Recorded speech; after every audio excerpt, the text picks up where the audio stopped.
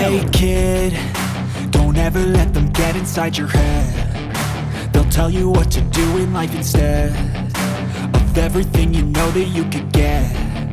Don't let them guide your life.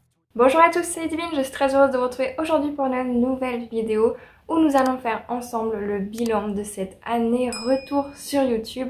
Ça fait donc un an ce soir, à partir de 10 h plutôt demain, le 1er janvier, que ça fera vraiment un an tout pile que je suis de retour et de façon assidue sur YouTube. Donc on va voir ensemble le bilan justement de cette année sur YouTube, ce qu'il s'est passé, ce qu'il va se passer l'année prochaine, bref, on va faire tout ça ensemble. Je me suis lancée sur YouTube il y a quand même plusieurs années, il y a 8, 9, peut-être plus années en arrière. Je voulais absolument partager justement cette passion avec d'autres. Quand j'étais au lycée, je ne parlais avec personne justement au lycée de mes lectures, je n'avais personne dans mon entourage qui lisait. Donc voilà, c'est de là que c'est parti cette chaîne et je l'ai repris cette année, justement, le 1er janvier 2023 à 10 h, je postais le dimanche 1er janvier 2023 à 10 h ma toute première vidéo de cette année où je suis revenue, où j'expliquais mon retour, ce qu'il s'était passé ce dernier temps, etc. Au moment où justement j'avais déménagé et donc emménagé dans une nouvelle maison. J'avais pour la première fois une pièce bibliothèque à moi toute seule. Et du coup j'avais fait cette vidéo où je remplissais mes bibliothèques comme ça en version rapide et accélérée avec vous. L'objectif que je m'étais fixé en ayant un visu sur les 3 mois, à chaque fois je fais 3 mois à l'avance, donc là je sais déjà les 3 mois, les 3 premiers mois de l'année 2024, quelle vidéo je vais faire. Évidemment, il y a parfois des vidéos qui changent à la dernière minute, c'est normal, mais voilà, j'ai quand même un visu global sur les 3 prochains mois qui arrivent. Et donc j'avais fait ça en novembre, j'ai emménagé je crois 11 novembre ou 11 octobre, je sais plus, j'ai un doute là, dans la maison où on était. Et j'avais pour envie vraiment de reprendre cette chaîne, donc je m'étais motivée et j'avais fait tout ça. J'avais, je crois, préfilmé plusieurs vidéos. Les premières vidéos, je les avais préfilmées plusieurs en même temps. Et je m'étais fixé du coup l'objectif de mettre une vidéo par semaine. C'était le dimanche, c'est toujours le cas d'ailleurs. Vous avez toujours une vidéo le dimanche à 10 h du matin. Et j'ai réussi, je suis contente, à me tenir à ce rythme. J'ai réussi à faire une vidéo par semaine le dimanche. C'est un minimum, je crois. À partir de mai, j'ai commencé à mettre une vidéo le mercredi de temps en temps. Et en fait, je voyais que le rythme, ça allait en fait. Donc j'ai continué. J'avais des idées, donc j'ai continué. Dans l'idée, le dimanche, je faisais, je sais pas si je vais continuer en 2024. J'ai essayé pour l'instant. Mais je me demande si ça vaut vraiment le coup de continuer sur le long terme. Donc peut-être que en 2024 ça changera, peut-être pas. Dans tous les cas, dans l'idée, le dimanche, c'est d'avoir une vidéo plus officielle, recommandations, discussions, expériences. J'avais commencé des vidéos expériences dans lesquelles je vous présentais des livres. Je les lisais justement pour vous, pour voir ce qu'il en était. En général, c'était je lis le livre que telle personne m'a conseillé, m'a demandé de sortir de ma palle. J'avais fait qu'une seule comme ça et une autre c'était je lisais de la dark romance. Du coup je faisais l'expérience et en même temps l'initiation je m'initiais justement à la dark romance, j'apprenais à savoir ce que c'était vraiment et en même temps du coup je faisais l'expérience de savoir ce que j'en pensais pour moi. Donc voilà, il y avait ça aussi. Donc quelques vidéos concept aussi, les 7 jours 7 livres je les ai fait à ce moment-là, les dimanches. Donc voilà, j'ai essayé de séparer du mercredi où le mercredi du coup je mettais que des vlogs. Donc c'était des reading vlogs sur des livres, c'était des vlogs, voilà, des vlogs en général, des reading vlogs.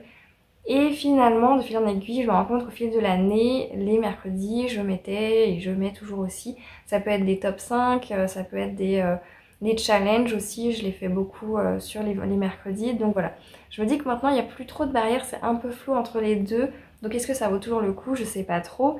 Mais dans tous les cas, pour en revenir à nos moutons, je suis quand même très contente d'avoir réussi à poster au minimum une vidéo par semaine, donc le dimanche matin.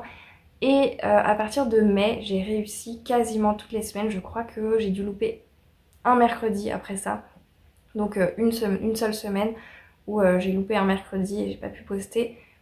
Mais du coup à part ça j'ai réussi à poster 2 vidéos par semaine tout le reste du temps, donc je suis très fière de moi pour ça. Sans oublier que du coup au mois de décembre dernier j'ai donc réussi à poster une vidéo par jour. J'avais donc éviter le samedi, donc ça vous étiez prévenus, il n'y avait pas de vidéo le samedi, mais il y avait des vidéos chaque jour de semaine, plus le dimanche, les vidéos habituelles du dimanche, donc je suis trop contente d'avoir réussi ça, je suis très fière de moi pour ça, donc voilà. Pour ce qui est des réseaux sociaux de façon plus globale, j'ai repris également Instagram, j'ai réussi à me tenir à 3 posts par semaine jusqu'à peu près septembre, et à partir de septembre j'ai eu plus de mal à garder le rythme on va dire. Et pour ce qui est de TikTok, j'ai commencé sur TikTok, on m'avait dit faut poster 5 vidéos par jour. J'avais essayé, j'ai essayé une vidéo par jour, j'ai essayé... étonnamment c'était quand je postais pas et que je revenais que ça faisait plus de vues, mais au final je comprends rien à TikTok. Très honnêtement je comprends pas du tout.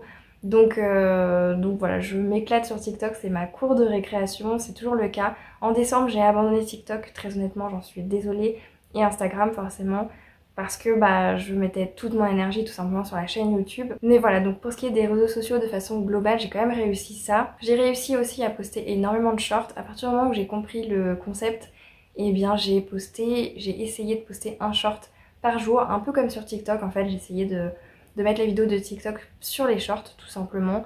Ça me permettait de recycler justement mon contenu pour éviter de doubler la charge de travail tout simplement sur les réseaux sociaux. Pour ce qui est de mes vidéos préférées, celles de la chaîne, celles que j'aime le plus fournir, que j'aime le plus faire les recherches, tourner, etc. C'est très franchement les vidéos de discussion que j'ai fait dès le début de l'année. En fait, pourquoi j'ai fait ces vidéos-là? Parce que je trouvais que personne n'en parlait. Il y avait des sujets, donc le premier sujet qui vous a pas mal intéressé, j'étais trop étonnée, c'est le fait qu'on fasse plus culpabiliser nos libraires. Et vraiment, je m'attendais pas du tout à un tel engouement de votre part, je pensais pas du tout que cette vidéo plairait. Et voilà, à la base, ça part juste du postulat que personne ne parle de sujets comme ça, personne ne fait de discussions livresques finalement, ou alors c'est des discussions basiques sur les livres, etc. Donc moi j'avais vraiment dans l'idée, et je l'ai toujours, de faire maximum une vidéo de discussion par mois. Je veux en fait que mon contenu principal en termes de... ouais, on va dire ça, en termes de vidéos, soit quand même les discussions. À côté de ça, il y a des recommandations, des concepts, voilà, des reading vlogs. Mais je veux au maximum avoir des discussions parce que c'est ce que je préfère faire. Donc tant que j'ai encore des idées justement de discussions à faire, eh bien je ne vais pas m'arrêter là. Parce que ce sont du coup mes préférées, mais au-delà de ça, je vois bien qu'elles vous plaisent beaucoup. Et surtout, ce sont les vidéos qui me permettent le plus, je trouve, au fil de l'année, en tout cas m'ont permis le plus d'avoir des interactions avec vous, des échanges avec vous. Et c'est clairement pour ça que j'avais fait la chaîne à la base, c'est clairement pour des échanges, pour parler justement de nos avis lecture, pour parler de ce que l'on pense justement à niveau de ces discussions. Donc on n'a pas toujours le même avis, c'est pas grave. L'important c'est de savoir écouter l'avis des autres sans être obtus dans son idée, ça c'est vraiment extrêmement important. Mais globalement, ça m'est arrivé qu'une seule fois dans l'année d'avoir affaire à quelqu'un de très obtus qui était complètement contre mon avis et qui ne tolérait même pas en fait que je puisse penser autrement que lui. Donc vu que ça m'est arrivé qu'une seule fois avec une seule personne, c'est pas bien grave, c'est pas en tout cas quelque chose qui m'a gênée particulièrement cette année. Cette année sur YouTube, je ne vais pas vous mentir, m'a apporté beaucoup. Très clairement beaucoup plus que ce que vous pouvez imaginer. Je ne vais pas m'étaler dans les détails, je ne vais pas donner plus de détails parce que c'est très personnel, mais sachez-le, cette année m'a apporté beaucoup. YouTube vraiment m'a apporté énormément, d'avoir vos commentaires, de voir vos réactions positives. Surtout là en décembre, j'ai vraiment eu énormément d'émotions, de voir vos retours, vraiment ça m'a beaucoup émue, beaucoup touchée, je pense que ça se voit un peu, mais voilà, vraiment ça m'a beaucoup apporté de voir que j'étais soutenue dans ce projet, que certaines personnes y croyaient en un réel avenir pour la chaîne, donc ça m'a beaucoup touchée, donc vous m'avez apporté énormément. Je pense pas que je le dis beaucoup, c'est un peu ma façon de vous le dire aussi quand je vous remercie à la fin d'être là, d'avoir regardé la vidéo jusqu'au bout, ce genre de choses, parce que ça compte beaucoup pour moi et que voilà, la vie n'est pas forcément tendre et voilà, vous m'avez apporté beaucoup plus que ce que vous pouvez l'imaginer, je tiens vraiment à vous le dire et à vous remercier encore du fond du cœur pour ça. Ensuite, pour ce qui est de la chaîne, donc là je vous ai un peu parlé forcément de cette expérience positive, je crois pas qu'il y ait de négatif à dire sur mon année là qui s'est écoulée sur YouTube. J'ai pas ressenti de négativité au point de le retenir là. Au moment T, voilà, il n'y a pas de négatif qui en ressort pour moi pour l'instant, j'espère que ça ne changera pas. Dans tous les cas, je voulais aussi parler de ce qui s'est amélioré, je trouve, de ce qui a évolué sur la chaîne. Et j'ai noté 3 points précisément. La première chose dans laquelle j'ai vu une amélioration, c'est le montage. Donc je sais pas si vous l'avez vu. Moi je le ressens aussi parce que ça va plus vite forcément vu que j'ai appris forcément. Je fais du montage maintenant au minimum 2 fois par semaine. Donc forcément on s'habitue. De là du coup j'ai réussi à apprendre à faire du montage sur un site, un logiciel que je ne connaissais absolument pas. Donc j'ai tout appris, donc au début c'était plus difficile, j'avais plus de mal à faire les montages, donc c'est aussi pour ça que j'avais qu'une seule vidéo au tout début. Et de fil en aiguille j'ai réussi vraiment à connaître mieux mon logiciel et à faire des choses mieux. Et j'espère vraiment à l'avenir pouvoir encore m'améliorer à ce niveau-là. La deuxième chose dont je peux constater une amélioration, c'est tout simplement les miniatures. Vous pouvez regarder, je ne les ai pas modifiées, les miniatures de ce début d'année 2023. C'est clairement pas la même chose de mes miniatures de cette fin d'année 2023. On n'est pas sur la même chose, on voit que je tâte le terrain, on voit aussi un entre-deux entre fin 2023 début 2023. Il y a vraiment le début, le milieu et la fin. Pour l'instant mes miniatures ne me plaisent pas, ne sont pas de façon optimale on va dire.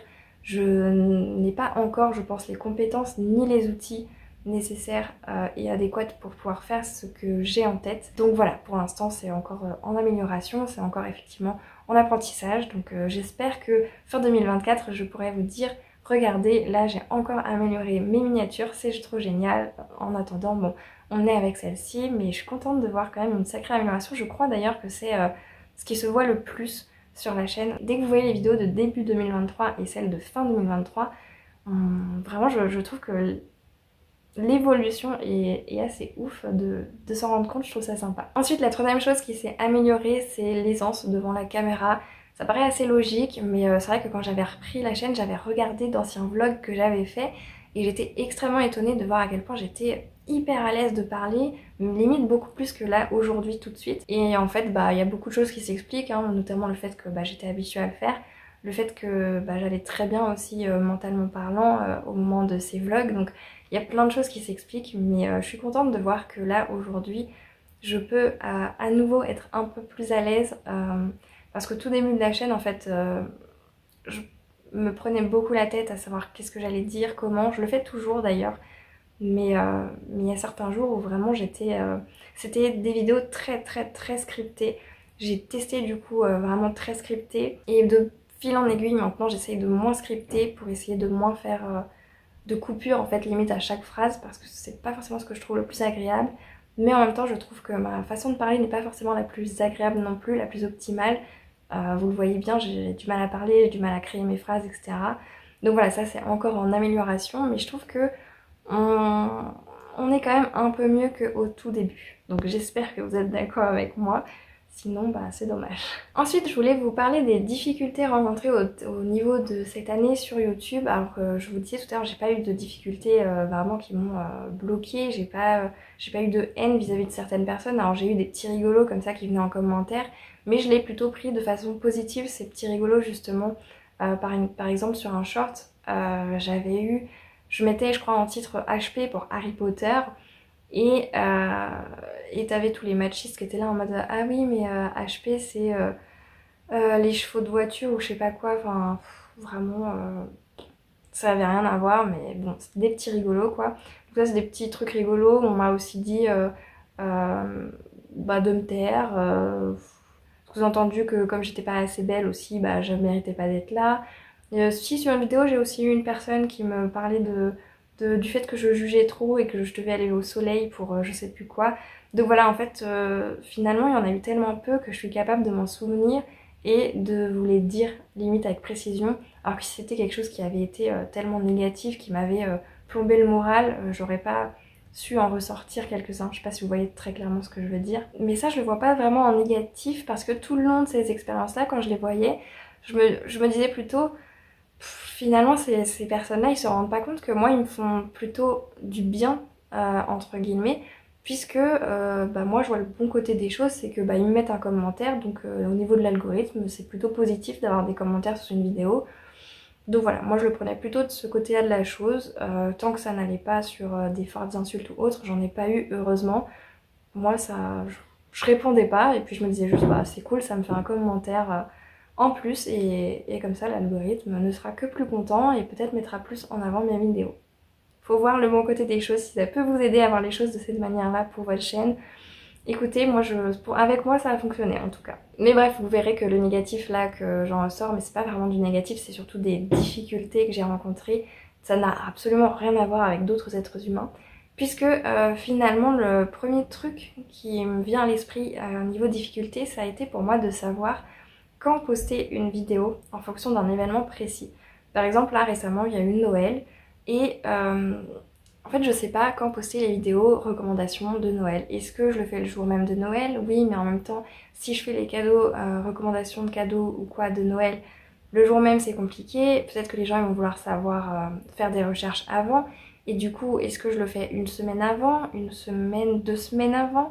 Enfin voilà, c'était ça, j'ai un peu tâté le terrain et je crois que j'ai toujours pas trouvé le moment adéquat pour mettre justement ce genre de vidéo recommandation en lien avec un événement. Par exemple, la Saint-Valentin, moi je pensais poster le jour même, mais est-ce que c'est vraiment adéquat? Vraiment, je sais pas. Donc ça fait partie des difficultés avec lesquelles je tâte toujours le terrain finalement. Et le deuxième finalement, pareil, ça n'a rien à voir avec des gens, c'est plutôt je pense l'algorithme YouTube.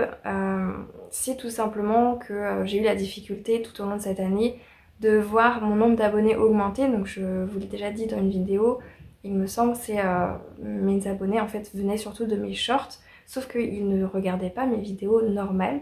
Donc j'ai atteint les 1000 abonnés, mais j'avais beaucoup de mal à atteindre les 100 vues sur une vidéo, ce qui fait quand même un ratio très bas je trouve, il y a un décalage assez fort mine de rien quand je voyais que des personnes qui avaient 500 abonnés faisaient plus de 1000 vues parfois, ou tout du moins au minimum 500 vues sur leurs vidéos. J'avoue que je comprenais pas. Et puis j'ai entendu parler justement du fait que quand on abandonnait notre chaîne pendant quelques temps et qu'on revenait dessus, ça nous portait préjudice. Et je me dis que peut-être c'est ça. Juste YouTube me strike parce que j'ai fait une pause sur YouTube, sur les vidéos, et que du coup aujourd'hui, bah, il ne montre pas mes vidéos aux gens. Je ne vois que ça personnellement. Je sais pas si c'est autre chose. Peut-être que c'est moi qui fais mal les choses, honnêtement. Je sais pas. Vraiment, je sais pas. Mais c'est la difficulté que j'ai rencontrée en me disant... le ratio nombre de vues et abonnés me semble quand même extrêmement décalé, on va dire. Donc il y a eu quand même beaucoup de mieux en décembre, hein. Je tiens quand même à le signaler. Pourtant je postais plus de shorts, mais j'ai quand même eu des abonnés en décembre, beaucoup d'interactions, donc ça c'était trop cool. Et oui, j'ai vu que mon ratio, j'avais plus facilement 100 vues sur mes vidéos en décembre que tout le long de l'année, où parfois mes vidéos faisaient 50 vues grand maximum, parfois c'était 30 vues. Donc voilà, ça mettait du temps en fait à me fonctionner, pas dire ça comme ça, mais en tout cas à être vue par des gens. Donc ça j'ai pas trop compris, je pense que je le comprends toujours pas maintenant. Donc pour moi, mon hypothèse c'est vraiment le fait que l'algorithme de YouTube prend en compte le fait que j'ai fait une pause et ne met pas forcément en avant mes vidéos, peut-être. Donc voilà, comme vous voyez, c'est pas du tout des difficultés liées au fait que des personnes ont été mauvaises ou quoi. Là c'est vraiment... de côté pratique et technique, on va dire. Le dernier point que j'aimerais aborder avec vous, c'est tout simplement ce que j'aimerais mettre en place en 2024 sur cette chaîne YouTube. Justement, j'ai plusieurs idées, j'ai plusieurs envies, donc j'espère que je vais y arriver. Donc encore une fois, petit à petit, je suppose, mais voilà, c'est des idées que j'ai et que j'aimerais bien dans l'idéal fin 2024 pouvoir vous dire j'ai réussi à les mettre en place, ce serait trop bien. Dans un premier temps, pour les vidéos recommandations surtout, mais pourquoi pas aussi pour les reading vlogs, j'aimerais beaucoup essayer de mettre en place tout simplement des sortes de plans où vous voyez les planches justement des BD ou des mangas, mais que vous puissiez voir le dessin, parce que vous le montrez comme ça c'est pas forcément évident, vous voyez pas forcément bien. Donc j'aimerais essayer de voir pour faire des jolis plans où vous découvriez le roman, les dessins, les traits du mangaka ou du scénariste, de l'illustrateur ou l'illustratrice. Donc voilà, j'aimerais vraiment mettre ça en place. Donc du coup niveau montage ça me fait faire d'autres choses, apprendre d'autres choses, mais aussi tout simplement au niveau de la façon de tourner, enfin de filmer justement les mangas. J'ai déjà essayé dans une vidéo et le résultat ne me plaisait pas trop, je trouvais que ça faisait bizarre. Donc voilà, j'aimerais voir un peu pour améliorer ça, que ce soit plus agréable pour vous et voilà, que ce soit aussi plus utile, parce que Quand on parle d'un manga ou d'une BD mais qu'on ne voit pas les planches, finalement c'est compliqué je trouve de savoir si ça va vraiment nous plaire ou pas. Ensuite un truc qui vraiment tient de moi, j'aimerais énormément arrêter de dire eux tout le temps. Je supporte pas déjà ma façon de parler à moi, mais en plus je dis tout le temps eux à tout bout de champ. Vraiment quand je m'y mets, je ne fais que ça. Et au montage je ne me supporte pas. Alors au début de l'année j'ai essayé de couper tous les eux que je pouvais. Et puis au final j'ai essayé d'arrêter parce que ça me prend beaucoup de temps et parfois ça fait vraiment des coupures très difficiles. On a du mal à les enlever tout simplement. Donc j'ai essayé avec le temps de voir est-ce que ça gêne, est-ce que ça gêne pas. J'ai jamais eu de retour vis-à-vis de ça, de si c'est chiant ou pas.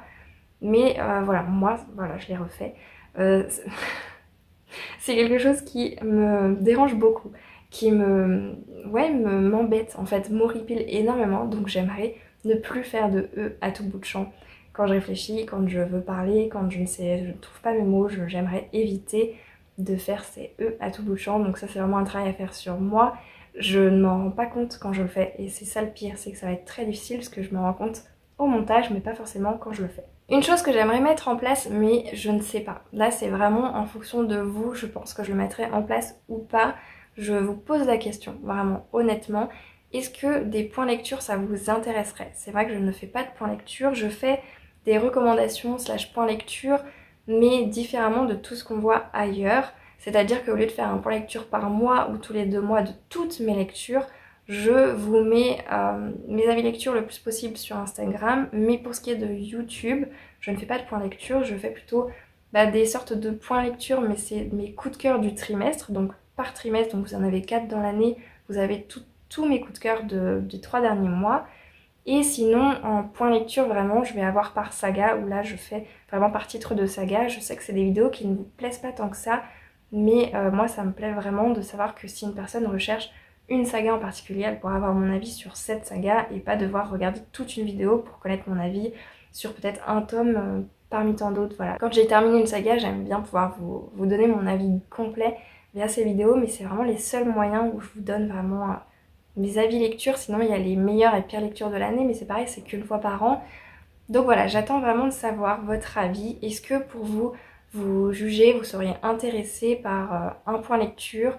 Si oui, à quelle fréquence? Est-ce que ce serait par mois, tous les 2 mois? Est-ce que pour vous, les coups de cœur du trimestre, ça vous suffit? Est-ce que, voilà. Vraiment, j'attends vos retours là-dessus parce que je sais pas, je suis assez perdue. C'est vrai que c'est pas des vidéos que je souhaite particulièrement faire. Là, sur mon planning du premier trimestre 2024, je n'ai pas mis de point lecture. Donc je me dis peut-être pourquoi pas faire un point lecture par exemple le vendredi une fois par mois. Donc ça ferait qu'une fois par mois dans la semaine il y aurait 3 vidéos plutôt que 2. C'est possible, voilà, ça pourrait être une façon aussi de m'organiser sans tout chambouler mes habitudes on va dire. Donc voilà, j'attends vraiment vos retours pour savoir est-ce que je fais des points lecture ou pas. Ensuite en 2024 il y a l'objectif évidemment d'acquérir de nouveaux matériels, que ce soit au niveau du son, au niveau du montage, au niveau des caméras, au niveau de mon ordinateur parce que c'est très long d'exporter sur mon ordinateur. Normalement il y aura la fibre, ça normalement c'est sûr. Mais voilà, j'aimerais améliorer un peu au niveau de mon matériel pour voilà, vous faire des vidéos plus qualitatives. Et ça voilà, c'est un objectif, je pourrais pas tout faire mais si je peux améliorer une chose, ce serait déjà pas mal. Et enfin, il est prévu pour moi que je crée peut-être un autre tag, ce serait pas mal, mais c'est pas la priorité, c'est-à-dire que j'ai pas encore réfléchi à ça. Sinon, ce que j'ai déjà réfléchi et ce qui est déjà prévu, j'ai déjà une date, etc., c'est de faire un challenge. Dans l'idéal, j'aimerais en créer 2, donc j'ai 2 idées de challenge différents, mais il y en a déjà un qui est prêt, il y en a déjà un dont la date est déjà prévue, donc voilà. C'est un objectif aussi cette année de pouvoir créer un challenge, mon propre challenge, et dans l'idéal, voilà, avoir du monde avec qui le faire et échanger évidemment encore une fois. J'y ai pas pensé mais c'est vrai que ça aurait pu être intéressant que je vous montre le nombre de vidéos que j'ai pu poster cette année sur YouTube, que ce soit des vidéos normales ou que ce soit des shorts. Je pense qu'on est quand même à plus d'une centaine. Ouais, vraiment, je pense qu'on est à beaucoup plus d'une centaine. Déjà, une vidéo par semaine, déjà ça ferait 52, sachant qu'on est quasiment à 2 vidéos par semaine à partir de mai et qu'il y a quand même pas mal de temps où j'ai fait un short par jour. Oui, je pense qu'on dépasse largement les 100. mais je ne veux pas trop m'avancer, donc si j'arrive à trouver le nombre exact de vidéos que j'ai pu publier cette année, je vous le mettrai quelque part là. Je sais pas du tout si on peut le voir, mais j'essaierai de trouver ça. Ça peut être vraiment intéressant, je trouve. En attendant, pour moi, ça a vraiment été une très bonne année sur YouTube. Je suis très contente de l'avoir fait. Je suis très contente aussi de voir que ça vous plaît. Et je vous remercie vraiment du fond du cœur, encore une fois, de me soutenir, de m'encourager, d'être là, d'avoir... Voilà, de voir votre engouement, vos retours, c'est super en fait de voir ça. Je ne m'y attendais pas, encore une fois, au début de l'année, je ne pensais pas, je n'y croyais pas, très franchement. Je pensais vraiment pas atteindre les 1000 abonnés. Quand j'ai commencé, je devais avoir, je crois que j'avais moins de 200 abonnés. Donc aujourd'hui, on est à plus de 1200 abonnés. Donc vraiment, merci, merci, merci beaucoup. Ça me fait trop du bien. Donc merci, c'est incroyable, je trouve. Donc comme je vous le disais, cette année YouTube m'a beaucoup apporté, donc merci aussi pour ça. J'ai très hâte de poursuivre cette année, cette nouvelle année 2024 avec vous, de voir ce que l'avenir nous réserve finalement et de voir ce que je réussirai à faire, à vous, voilà, à vous proposer. Ça pourrait être super sympa que je refasse cette vidéo, je pense en 2024, fin 2024 voire début 2025. Pour, voilà, pour faire ce bilan justement. Donc j'ai hâte de continuer l'aventure avec vous. Je vous remercie encore une fois pour tous ces échanges, pour tout votre soutien. C'est juste génialissime. Je vous souhaite donc un merveilleux réveillon ce soir. J'espère que cette nouvelle année sera très bonne pour vous. On se retrouve donc mercredi, ce sera la nouvelle année, ce sera 2024 déjà. Et j'espère vraiment que cette nouvelle année 2024 sera merveilleuse, autant pour tous, autant que vous êtes. Vraiment, je vous souhaite le meilleur. Voilà, j'aurai l'occasion de vous le redire, mais sincèrement, merci et je vous souhaite que du bonheur pour cette année 2024. Je vous souhaite de passer un merveilleux réveillon avec vos proches ce soir. Je vous souhaite voilà, que le meilleur. Je vous souhaite donc une bonne année en avance et en attendant vos retours sur cette vidéo, sur ce que vous avez pensé de cette année avec moi, sur ce que vous avez pensé tout simplement.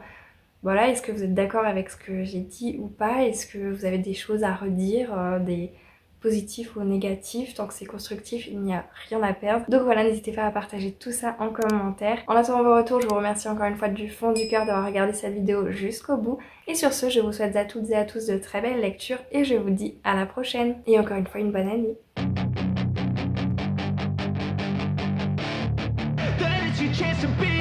Hey,